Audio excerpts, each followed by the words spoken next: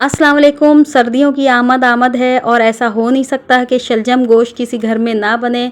शलजम गोश्त की इस रेसिपी को मैं आपके साथ शेयर करूंगी। बहुत ही ज़बरदस्त रेसिपी है। अमूमन बच्चे इसको नापसंद करते हैं, लेकिन अगर आप मेरे स्टाइल से शलजम गोश्त बनाएंगी तो इंशाल्लाह आप देखिएगा बच्चे और बड़े सब इसको पसंद करेंगे और आपकी कुकिंग के फ़ैन हो जाएंगे। तो शलजम गोश्त की इस रेसिपी को सीखा है मैंने अपनी सास से। तो शुरू करते हैं। बिस्मिल्लाहिर्रहमानिर्रहीम। यहाँ पर लिया है मैंने पानी एक देगची के अंदर और शलजम को मैंने छील कर यानी उसका छिलका उतार कर और उसको बीच में से 2 कट मारकर और उसमें पानी में उबालने के लिए मैं रख दूँगी।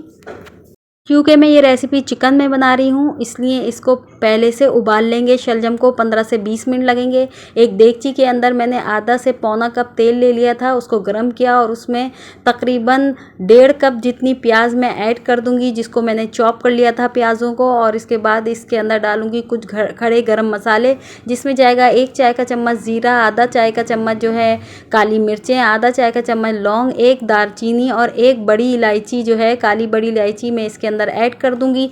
और इसके साथ ही प्याज को हम फ्राई करेंगे। प्याज को इतना फ्राई करेंगे कि ये पूरी गोल्डन ब्राउन ना हो, बल्कि हल्की हल्की सी गोल्डन ब्राउन होना शुरू हो जाए। जब ये इस तरह से गोल्डन ब्राउन होना शुरू होगी तो हम इसके अंदर ऐड कर देंगे तकरीबन 1 खाने का चम्मच अदरक लहसुन का पेस्ट। अदरक लहसुन का पेस्ट इसके अंदर डालेंगे और उसको हल्का सा फ्राई करेंगे कि इसका कच्चापन निकल जाए। और अदरक लहसुन के साथ ही हम इसके अंदर ऐड कर देंगे तकरीबन आधा किलोग्राम के करीब मेरे पास चिकन थी, जिसे मैंने धोकर अच्छे तरीके से छलनी में रख दिया था। और इसके बाद जो है इसको भी हम अदरक लहसुन और प्याज के साथ फ्राई कर लेंगे और इतना फ्राई करेंगे कि इसका कलर चेंज हो जाए।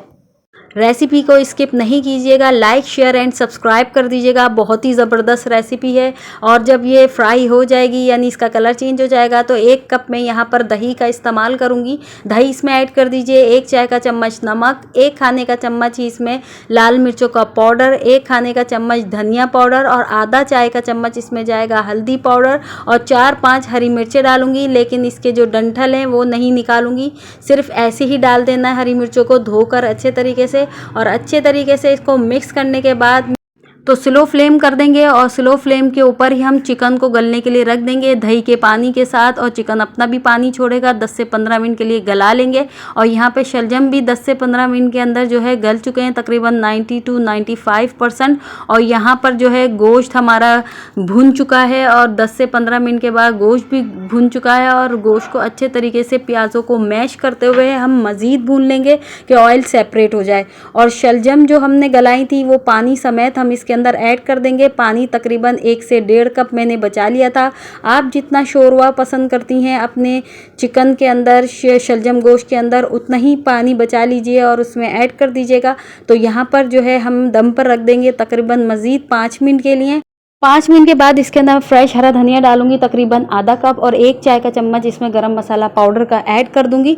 तो अक्सर लोग परेशान होते हैं कि चिकन में शलजम गोश्त कैसे बनाएं या गोश्त में भी कैसे बनाएं, तो वो इसके अंदर टमाटर का इस्तेमाल करते हैं। लेकिन यहाँ पर आप याद रखें कि शलजम का जायका जो होता है वो मीठा होता है और इसकी मिठास को ख़त्म करने के लिए इसके अंदर खट्टापन शामिल करना ज़रूरी होता है, जो कि दही में ज़्यादा होता है टमाटर की निस्बत। तो दही का आप इस्तेमाल करते हुए ये इसकी चिकन करी, शलजम गोश्त की चिकन करी बनाएंगे तो इंशाल्लाह बेस्ट रिज़ल्ट आएगा और बेस्ट तरीके से ये ज़बरदस्त जायकेदार शलजम गोश्त बनकर तैयार होगा।